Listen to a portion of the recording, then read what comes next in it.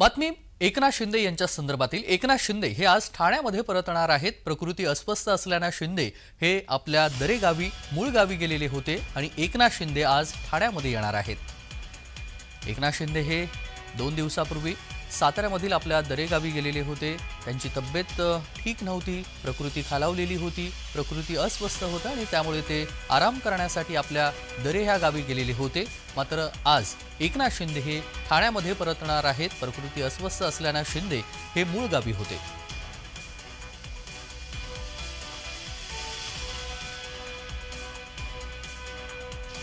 काळजीवाहू मुख्यमंत्री एकनाथ शिंदे हे अस्वस्थ असल्याने ते आपल्या दरे गावी गेलेले होते।